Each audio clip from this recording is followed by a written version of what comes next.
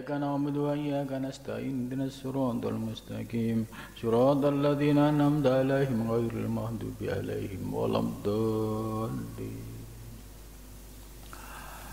Bismillahirrahmanirrahim. Alhamdulillahilladzi 'allamani bi ulumil ulama'ir rasihin wa ja'alani minal muwahhidin wal muhaqqiqin wa razaqani min ahli syuhudi wal musyahadah.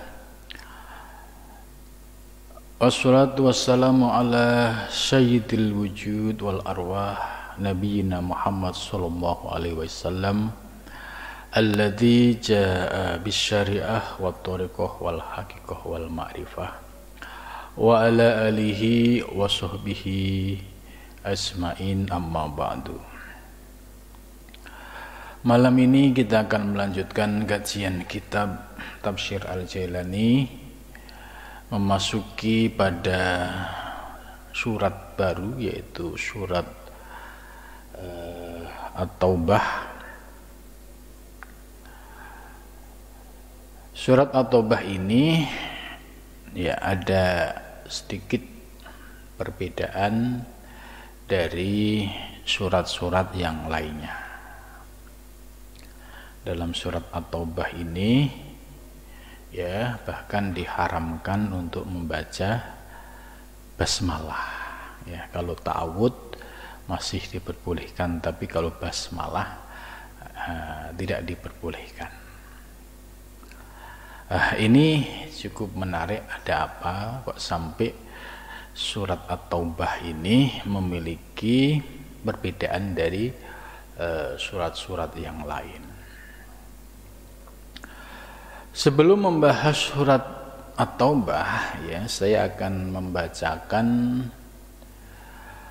muqaddimah terkait surat At-Taubah ini dari Syekh Abdul Qadir Al-Jailani ya, sebagai penjelasan dari penafsiran sufistik terhadap surat At-Taubah dan ayat-ayat yang ada di dalamnya. Jadi substansi apa yang akan dibahas dalam surat At-Taubah ini sekilas akan dijelaskan dalam muqaddimah kitab ini. Ya, Fatihatus Surat At-Taubah ya, ini sebagai pembukaan dari surat At-Taubah. Sebagaimana kita ketahui bahwa Syekh Abdul Qadir Jailani ini dalam menafsirkan ayat-ayat Al-Quran itu lebih ditekankan pada penafsiran sufistik. Maka bagi orang-orang yang sudah memiliki dasar pemahaman tentang tasawuf tarekat ya, ini akan lebih mudah memahami kajian-kajian dalam kitab Tafsir Al-Jailani ini.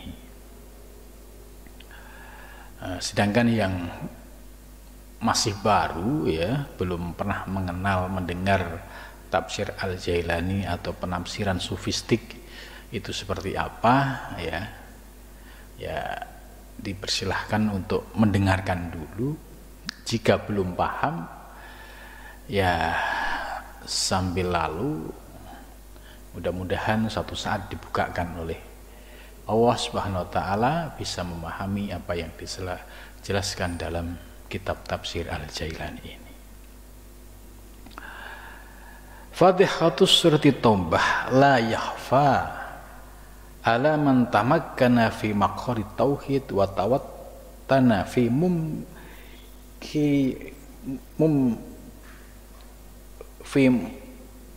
mukminil fana'i wa tajrid.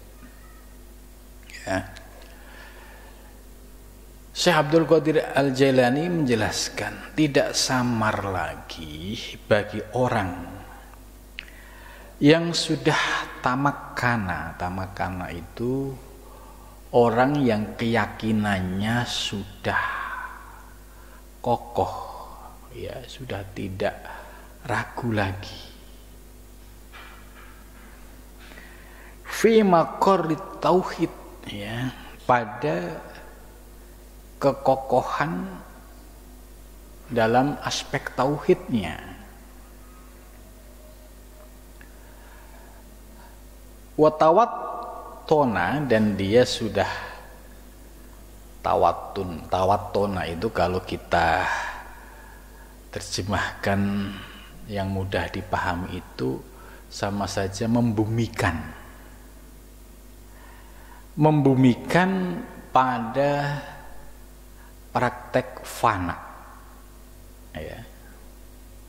Jadi yang pertama sudah tamakun, kokoh di dalam tauhidnya.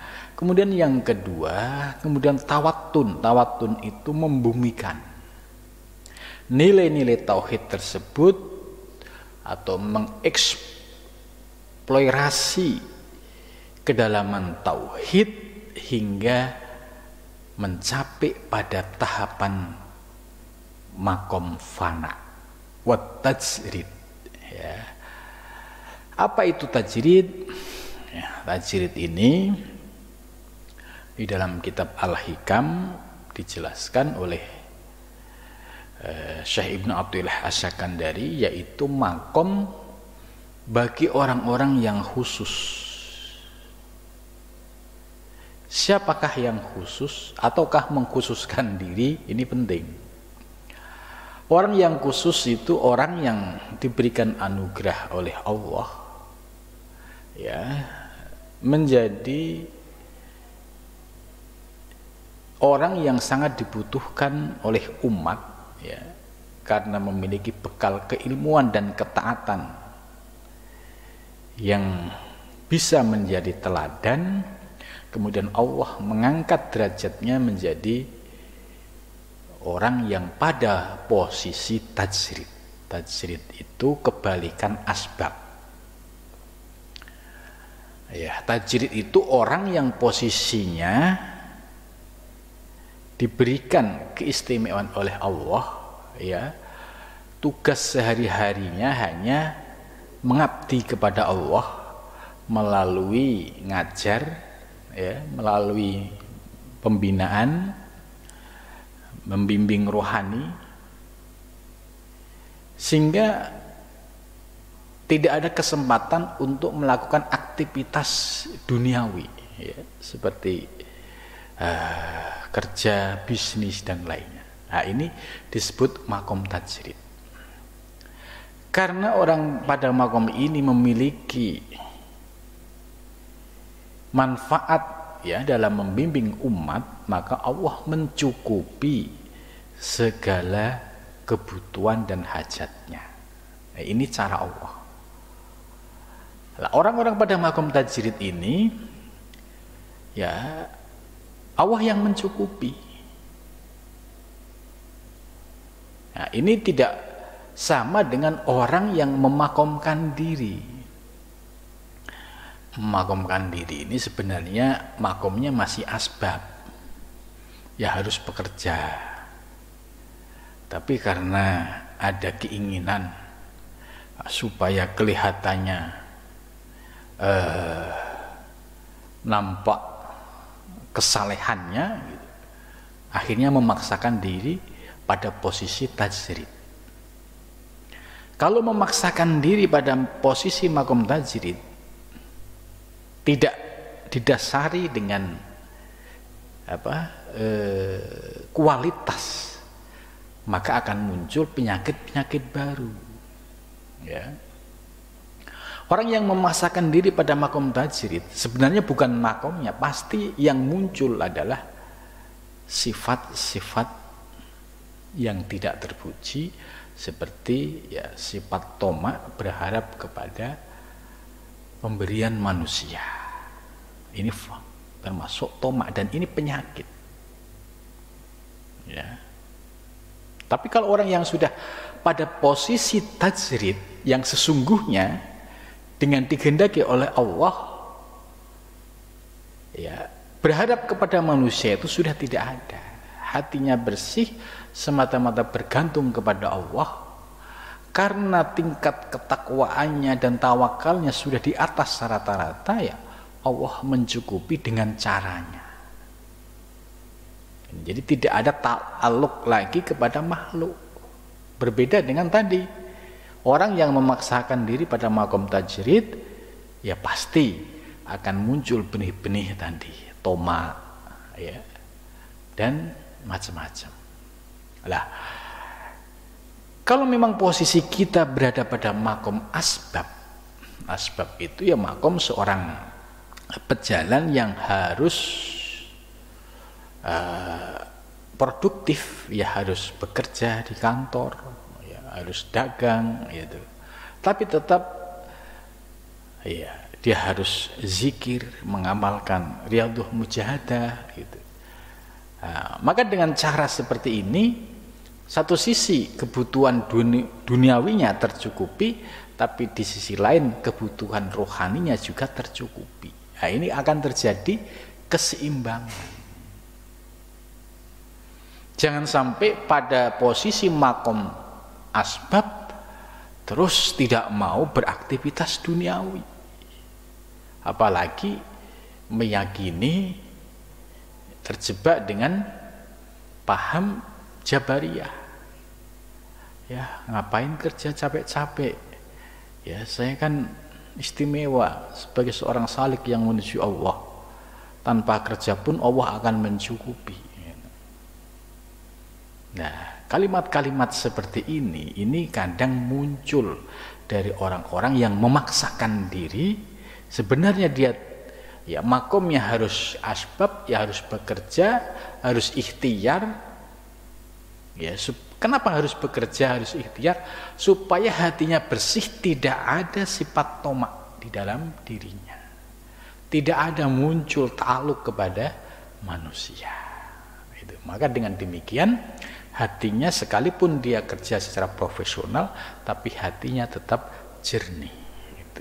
Jadi disinilah pentingnya kita memahami posisi itu. Jangan sampai kita memaksakan diri pada bukan makomnya.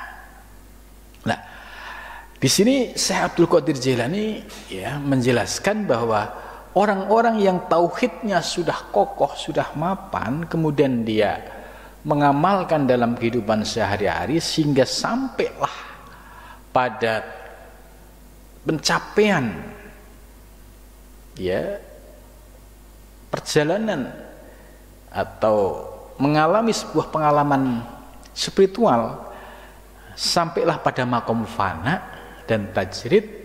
Itu. Dan ini bagi orang-orang yang menuju Allah adalah nyata, ya. Jadi bukan teori. Jadi apa yang dijelaskan oleh Syekh Abdul Qadir Jailani bahwa ada orang yang mencapai pada makom fana, ada orang yang mencapai pada makom tajrid, itu nyata, bukan teori, ya. Kenapa? Karena tahapannya itu sudah dijalankan secara berurutan atau sudah mengikuti tahapan tangga dalam menuju Allah. Ya, itu. Maka tidak muncul tadi sikap yang memaksakan diri. Bagi orang-orang yang sudah sampai fana dan tajrid, maka orang yang sampai pada makom ini khalisan, dia murni, bersih, ya, antawahumati tahmim wa taklid, dari segala macam-macam waham. Waham itu ya pikiran-pikiran yang liar, pikiran-pikiran yang negatif, yang selalu membayang-bayangi perjalanannya. Itu. Kenapa? Karena masih ada potensi syaitoniyah yang ada di dalam dirinya, sehingga wahm dan khoyal ini digerakkan terus oleh kekuatan syaitoniyah tadi, sehingga menjadi hijab bagi seorang salikin dalam menuju Allah Subhanahu wa taala. Nah, bagi orang yang sudah mencapai pada tahapan fana dan tajrid, ini sudah terlepas atau khalison, bersih, antawahumatil tahmi wa taklid, ya, dari segala macam-macam waham dan khoyal yang selalu muncul dalam pikirannya.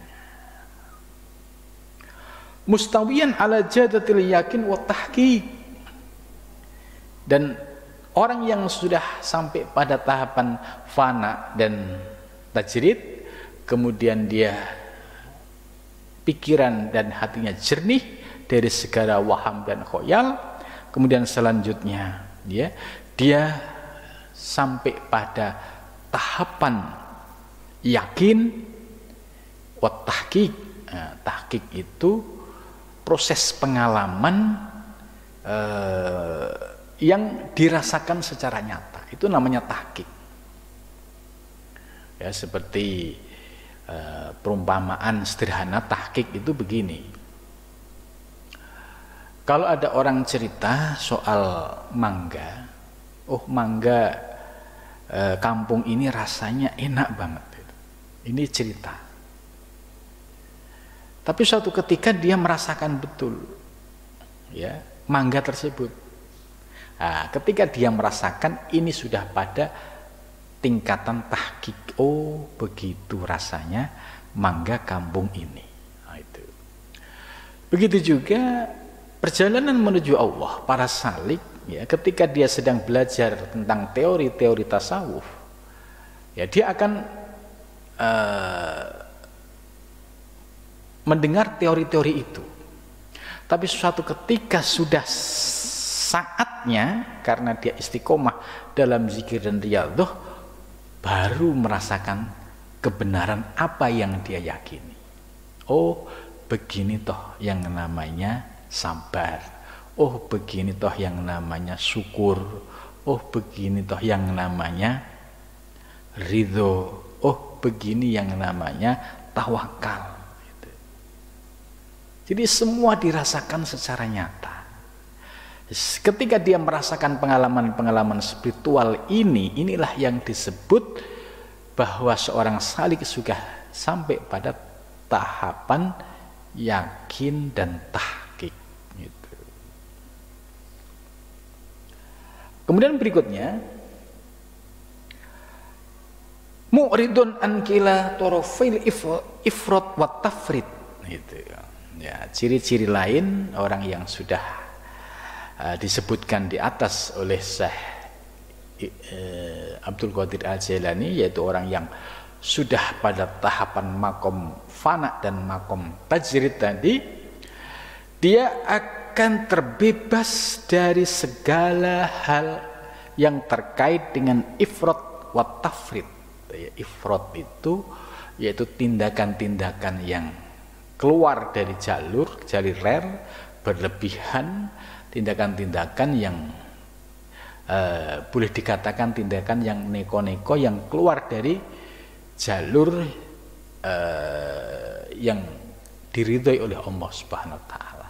Ini yang disebut ifrat dan tafrid. Maksudnya begini. Kalau seorang salik itu perjalanannya itu benar, ya, mengikuti aturan yang benar, mulai dari mengamalkan zikir, kemudian riyadhah, mujahadah, istiqomah, terus sampai bisa merasakan tahapan-tahapan tadi, itu akan terhindar dari segala bentuk penyimpangan, praktek penyimpangan.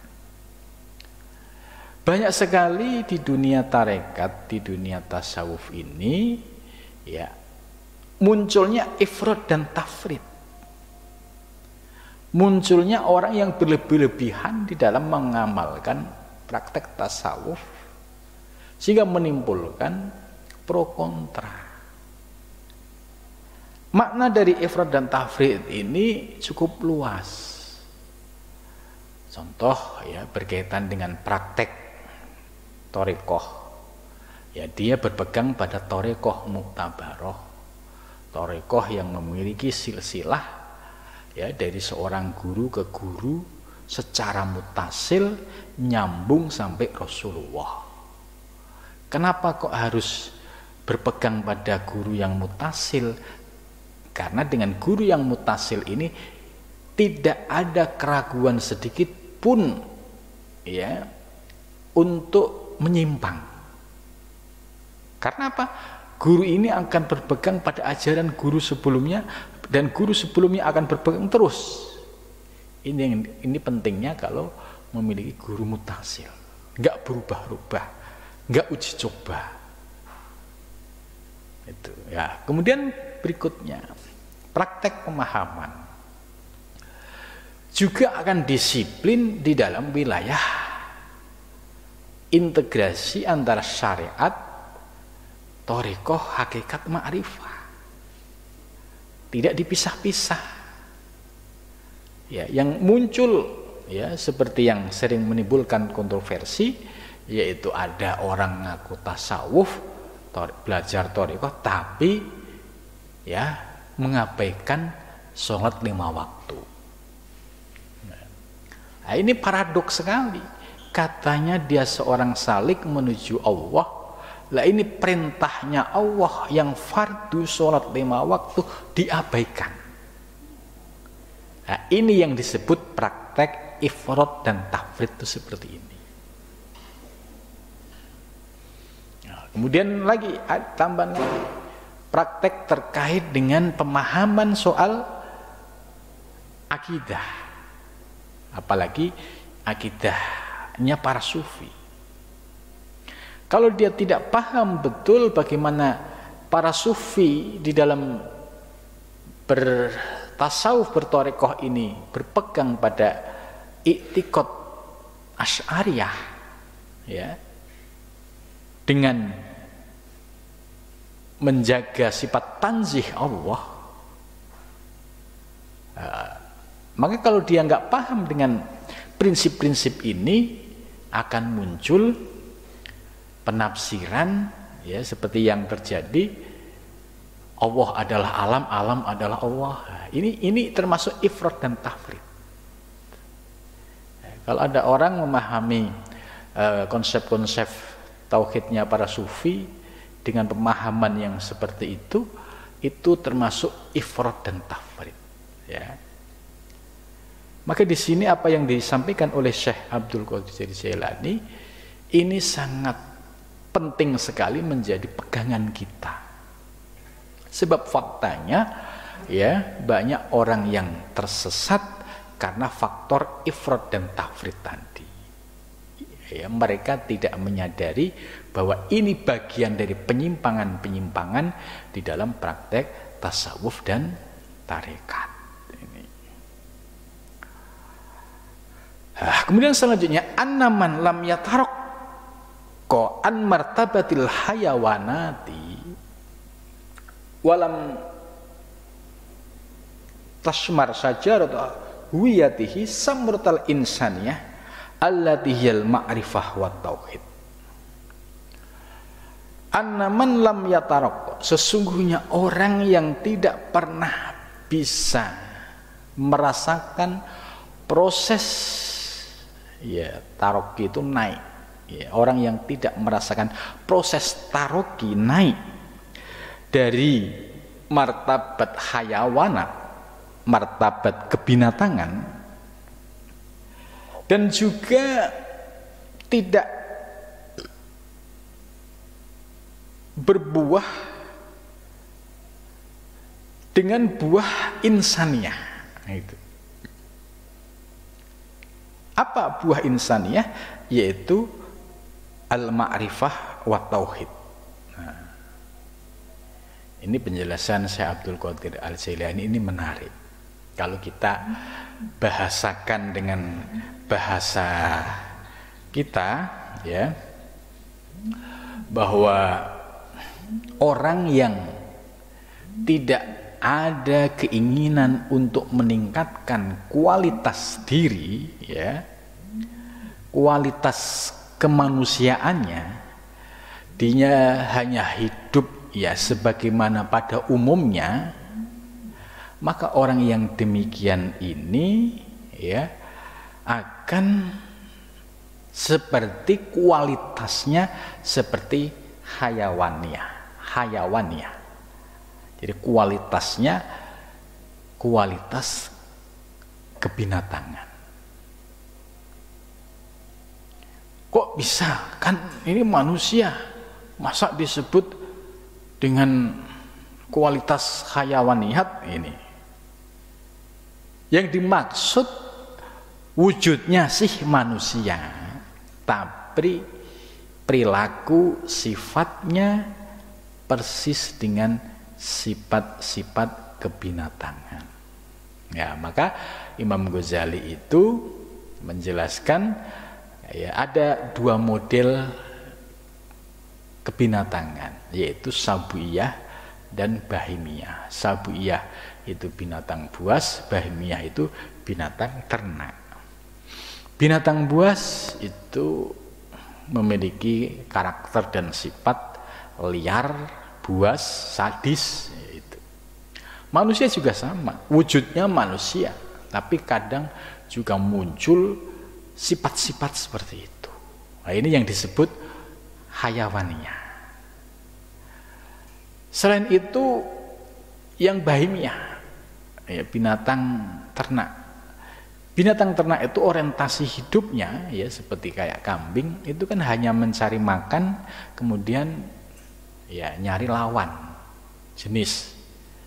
Itu kambing nggak ada orientasi untuk ibadah, nggak ada. Yang penting dia makan puas, kemudian mengikuti birahi nafsunya secara puas. Nah, kalau manusia keorientasinya hidupnya hanya ini yang disebut wujudnya manusia, tapi karakter dan sifatnya, kualitasnya sama dengan hayawaniyat. Ini yang dimaksud kualitas kebinatangan yang ada pada diri manusia. Begitu juga di dalam dirinya tidak muncul buah-buah samroh, ya, di dalam dirinya itu samroh insaniyah, buah dari kemanusiaan yang hakiki. Apa samrotul insaniyah? Di sini Syekh Abdul Qadir Al-Jilani menjelaskan allati hiya al-ma'rifah wa tauhid, yaitu yang disebut dengan ma'rifah dan tauhid. Dengan kata lain, orang yang tidak mau belajar ilmu tentang tauhid dan kemakrifahan ini sangat sulit bisa meningkatkan kualitas dirinya yang selama ini pada posisi hayawaniyat, kebinatangan, untuk menjadi kualitas insaniat, yaitu manusia, apalagi sampai pada insan kamil. Jadi kuncinya ada di ilmu tauhid dan ilmu ma'rifah. Nah, ini penjelasan Syekh Abdul Qadir Jailani di Muqaddimah surat At-Taubah ini luar biasa, memberikan gambaran tentang peta perjalanan ya seorang salik dalam menuju Allah Subhanahu wa taala.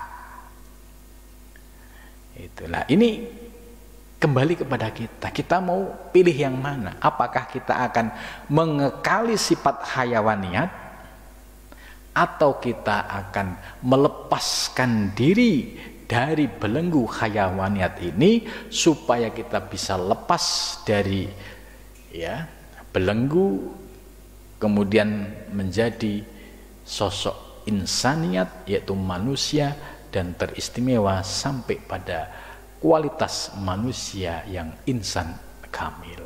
Itu. Jadi ibarat dalam peta, Syekh Abdul Qadir Al-Jailani ini sudah memberikan peta perjalanan kehidupan. Kalau Anda sekarang posisinya ada pada posisi tadi, yang orientasi hidupnya hanya duniawi, ya, berangkat pagi, pulang sore, kadang malam, ya, sholatnya diabaikan, itu sholat perintah Allah diabaikan, yang ada dalam pikirannya hanya bagaimana mencari duit sebanyak-banyaknya. Setelah dapat duit kemudian untuk poya-poya, hedonisme, materialisme. Ini orang-orang yang terjebak pada level ini oleh Syekh Abdul Qadir Jailani, orang yang masih dikuasai oleh nafsu khayawaniyat, nafsu kebinatangannya.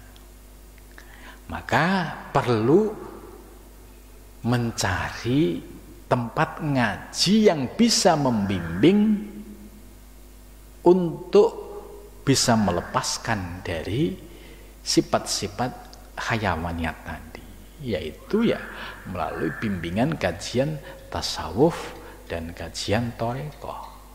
Ini baru bisa melepaskan yaitu karakter hayawaniat yang ada di dalam dirinya. Selanjutnya Syekh Abdul Qadir Jailani menjelaskan fahiya wal hayawanatu al azam. Itu jadi ada hayawanat al ajam, binatang tapi yang ajam, ghairu arabi berarti.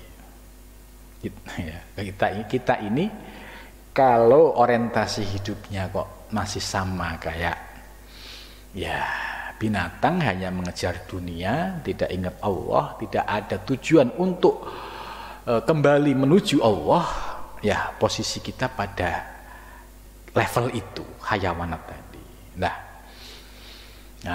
karena kita bukan Arab, berarti kualitas kita adalah hayawanat yang ajam. Ini Syekh Abdul Qadir Al-Jailani menggunakan istilah wal hayawanatul al-ajam. Sawa'un fitrubah bal aswa'u halan minha, baik dalam aspek rutbah tingkatan ya, baik Arabi maupun ajam.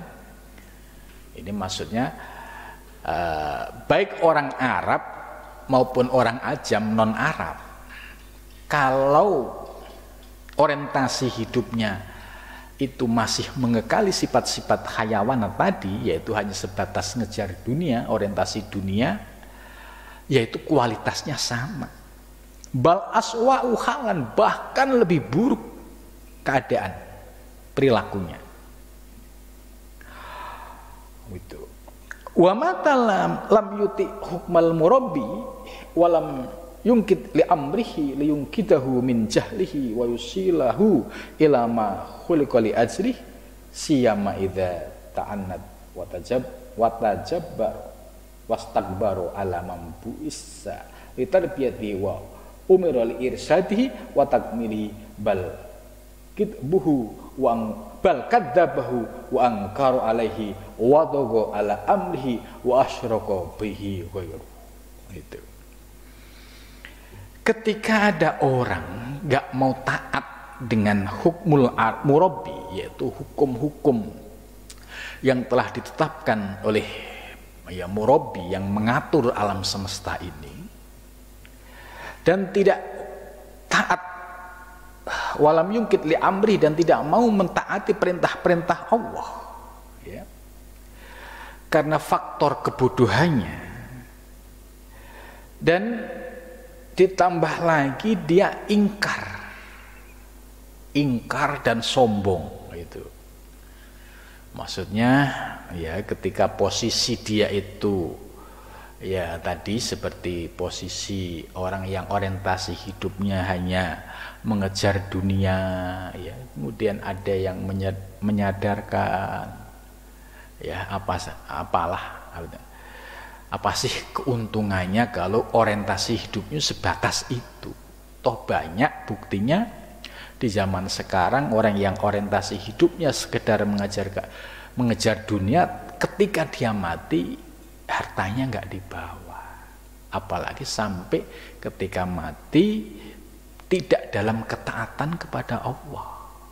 Itu lah, orang kadangkala dia mempertahankan diri defensif. Wah, jangan suka ceramah gitu dong gitu. Nah, ini yang oleh Syekh Abdul Qadir Jailani, bahkan tidak hanya sekedar dia menyampaikan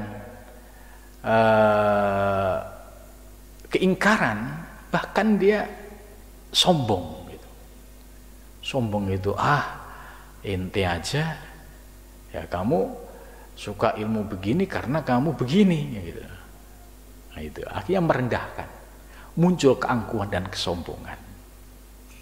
Ini wastakbaru, muncul kesombongan.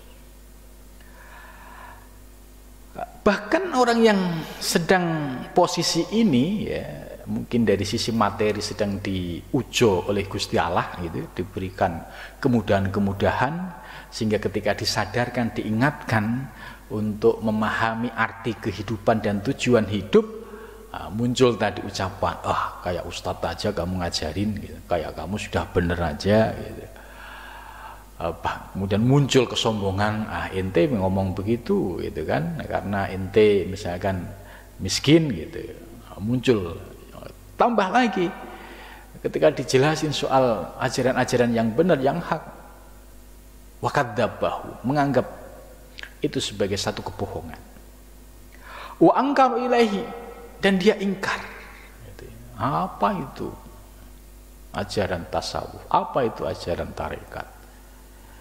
Itu bid'ah semua itu malah gitu. Ini artinya wa angkaru, wa kadzabahu wa angkaru alaihi wa tunggu al amrihi.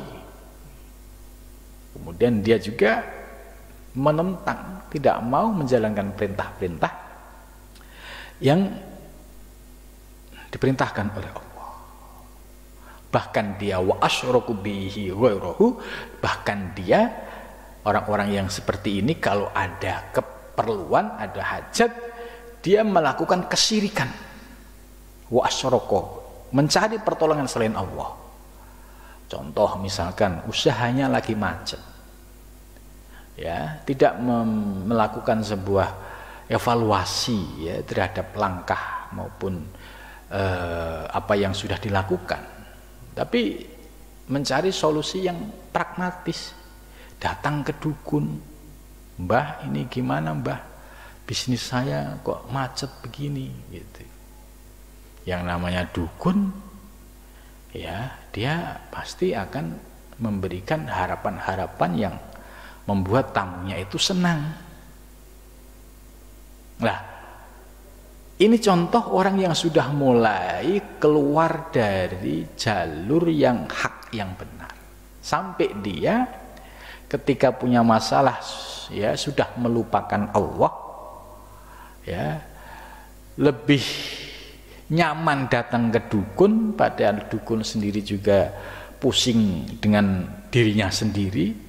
Ini didatengin seolah-olah dijadikan sebagai harapan solusi dari permasalahan yang dihadapi. Ini sudah wa asyraka bihi ghairu, dia sudah menyekutukan Allah. Nah, ini artinya sudah semakin jauh dari jalan Allah. Al-iyadu billah, kita diminta untuk memohon perlindungan dari Allah. Sebab jangan sampai lakon hidup kita itu seperti ini. Ya, semua orang punya ujian dan cobaan, tapi kalau dia masih berpegang teguh ya dengan Allah, itu pasti akan diberikan solusi. Tapi kalau sudah bermain, sudah melakukan kesyirikan, ya mendatangi dari pintu rumah dukun satu ke dukun yang lain, bahkan sampai ya semua dukun itu didatengin semua. Ini pertanda saking gelapnya hati dan semakin jauh dari Allah Subhanahu wa ta'ala. Nah, ini wal iyadu billah, kita memohon kepada jangan sampai kita terjadi seperti ini. Ya, ini sudah istilahnya sudah parah ini ya.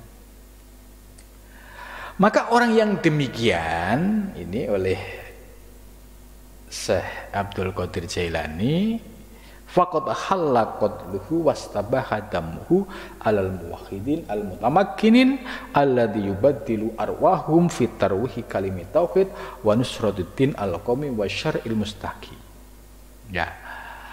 Kalau orang-orang yang sudah terjerat ya pada tipu daya iblis yang menyesatkan sampai seperti itu, ya ini berarti ya hanya bisa didoakan, ya memohon kepada Allah supaya diberikan petunjuk, ya karena kalau dalam penjelasan Syekh Abdul Qadir Jailani ini kalau dipahami tekstual agak repot juga ya. Faqad halla qatluhu, ini boleh halal untuk diperangi. Perangi dalam pengertian untuk dinasehati ya. Kamu ke dukun tuh nggak bener. Ya, kamu mencari masalah, kamu mencari penyelesaian, datang ke dukun selama hidupmu tidak akan pernah mendapatkan solusi. Yang ada kegelapan dan fata morgana. Ya, dukun selalu menjanjikan nanti tanggal sekian, dan semua dijanjikan hanya fata morgana. Ini oleh Syekh Abdul Qadir Jailani perlu diingatkan, perlu disadarkan. Ya. Sebab kalau orang yang sudah keluar dari tauhid, ya artinya dia sudah syirik, ya seperti itu, ya ini akan semakin jauh ya dari Allah Subhanahu Wa Taala. Maka perlu ya pemahaman ilmu tauhid yang kokoh. Kalau pemahaman tauhid kita kokoh, kemudian kita bisa wanasrotaddin dan menolong agama al-qawim, ya, kita akan bisa berperan lebih baik dalam mendakwahkan ajaran-ajaran tauhid ini kepada siapapun. Ini namanya wanasrotaddin al-qawim, itu menolong agama yang lurus, wasyar'al mustaqim, yaitu aturan-aturan syariat yang lurus, bukan yang belak-belok. Nah, lidzalika, karena itu, ini masih membahas muqaddimah tentang surat At-Taubah ya. Nah, jadi nanti kita akan paham pembahasan dalam surat At-Taubah, tapi dari perspektif sufistik. Nah, itu orientasinya ya nanti akan diurai oleh Syekh Abdul Qadir Jailani, ya tidak jauh dari seputar muqaddimah ini. Karena itu furido diwajibkan al-jihadu jihad. Ya. Jadi karena itu diwajibkan al-jihad wal goza dan perang. Nah, kalau situasi zaman Nabi dulu ya periode Madinah ya, itu perangnya, jihadnya perang fisik nyata. Nah, kalau kita sudah di negara yang aman seperti Indonesia dan negara-negara lain, ya jihadnya ya jihad melawan hawa nafsu tadi, melawan tipu daya setan atau iblis yang menarik diri kita untuk berpaling dari Allah dengan berbagai macam cara. Lah, jihad bagi kita dalam konteks memerangi hawa nafsu ini furido, wajib. Kalau tidak, ya kita akan tadi terseret pada tipu daya iblis. Berarti dengan kata lain, kalau kita ingin selamat dalam menuju Allah, maka wajib bagi kita untuk melakukan jihad, yaitu jihadun nafsi. Praktek dari jihadun nafsi yaitu istiqomah dalam mengamalkan riyadhah mujahadah. Karena dengan cara ini akan lebih mudah untuk mengokohkan keyakinan. Bil urwatil wusto, yaitu al-mutamassikina bil urwatil wusto, yaitu akan bisa berpegang secara teguh dengan tali-tali yang kokoh, yang tidak terputus. Gitu. Maka orang-orang yang seperti ini, orang-orang yang senantiasa berpegang pada tali-tali Allah, fi jam'i halatihim, pada seluruh aktivitasnya, ya, baik aktivitas pagi, siang, sore atau malam, itu senantiasa berpegang pada tali-tali Allah, maka mereka akan memperoleh yurzakuna min mawa'idi afdhulihi, akan diberikan rezeki, ya, berlimpah. Ya, rezeki bukan dalam pengertian rezeki secara fisik, ya, tapi rezeki keimanan, rezeki keyakinan, rezeki mencapai pada kualitas tahqiq. Ini juga bagian rezeki rohani.